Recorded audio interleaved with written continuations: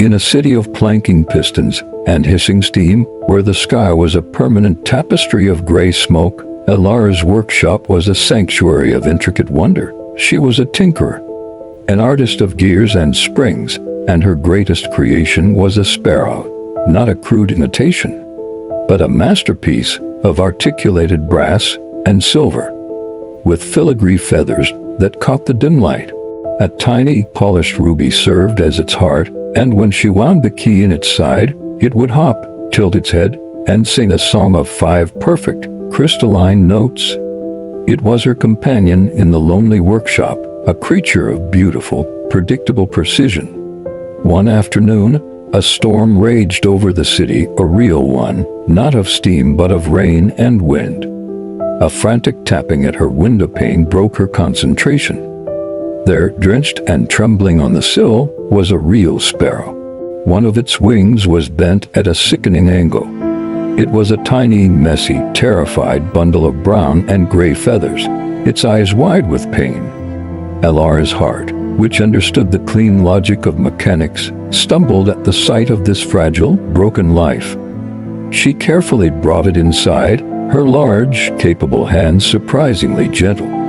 She fashioned a splint for its wing from a sliver of wood and a scrap of silk, and made a nest for it in a drawer lined with soft cloths.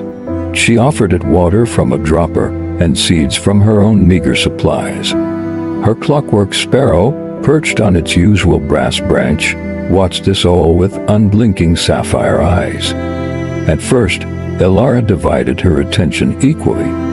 She would wind her mechanical bird and listen to its perfect song, then turn to tend to the real one, who accepted her care with quiet, trusting exhaustion. But as days turned into a week, the real sparrow, whom she had started to call Pip, began to heal.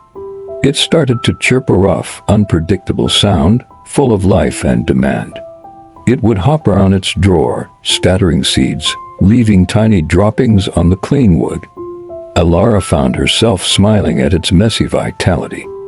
The sound of its real chirp was more compelling than the most perfect melody from a gear. She didn't notice the change in her clockwork creation at first.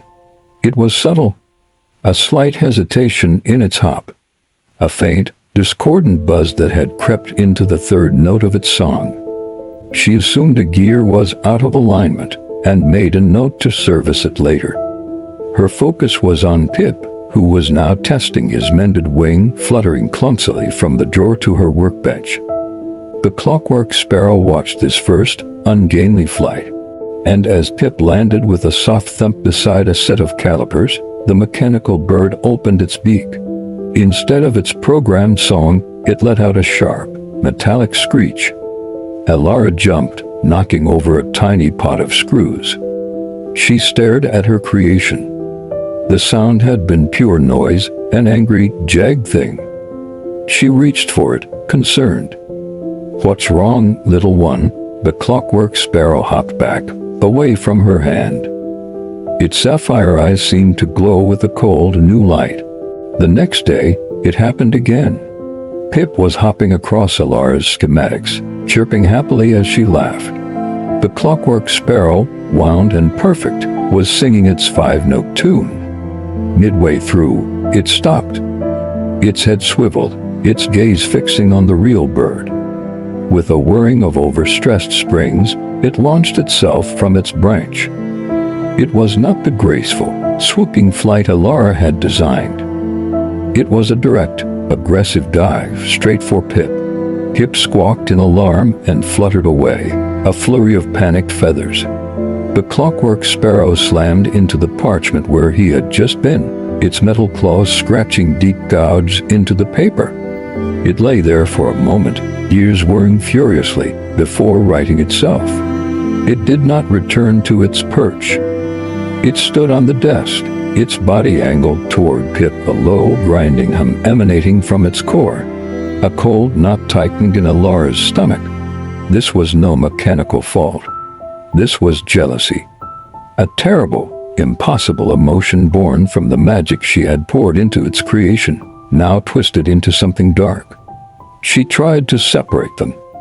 She moved Pip's nest to a high shelf and kept the Clockwork Sparrow on her desk. But the mechanical bird's entire being was now focused on the real one. It would spend hours, its spring wound tight, staring up at the shelf. Its song ceased altogether, replaced by that menacing, idle hum. It began to pluck at its own brass feathers with its beak, leaving them bent and scarred. One evening, Elara was cleaning Pip's drawer. She had let the real sparrow perch on her shoulder, where it preened her hair, its tiny claws gentle on her skin. She heard a click. Then another. She turned. The Clockwork Sparrow was on the floor. It had jumped from the desk. One of its delicate silver legs was bent from the impact, but it was still advancing, dragging its broken limb, its single-minded purpose more terrifying than any show of speed. Its beak was open, and a thin, high-pitched whine, like a boiling kettle, was building inside it. Pip froze on her shoulder, his tiny body trembling. Elara acted without thought. Her hand, the one that had built the beautiful, broken thing, shot out and snatched the Clockwork Sparrow from the floor. It struggled in her grasp, its gears grinding, its sharp beak pecking futilely at her thumb. The ruby that was its heart pulsed with a feverish, angry light. She could have smashed it. It would have been the logical, safe thing to do. A broken tool, a malfunctioning creation. But she didn't. She saw the bent leg, the scarred feathers, and she didn't see a monster. She saw a reflection of her own loneliness, given form in brass and silver. She had created it to be perfect and loved, and in doing so, had given it the capacity to feel the pain of being replaced. Holding it firmly, she carried it to her workbench. Pip, sensing the danger had passed, let out a soft, questioning chirp from her shoulder. With slow, deliberate movements, Elara took her smallest screwdriver. She didn't repair the bent leg. Instead, she opened the small, intricately engraved door on the sparrow's chest. She reached the central governor spring, the thing that regulated its actions, gently, carefully. She adjusted the tension. She didn't fix the jealousy. She couldn't, but she could temper its expression. She closed the hatch and set the bird down. It sat listlessly on the bench, its head drooping. Then she lifted Pip from her shoulder. She held her breath, her heart hammering. She brought the real, living sparrow close to the mechanical one. The Clockwork Sparrow looked up. Its gears whirred, but softly now. It did not screech or attack.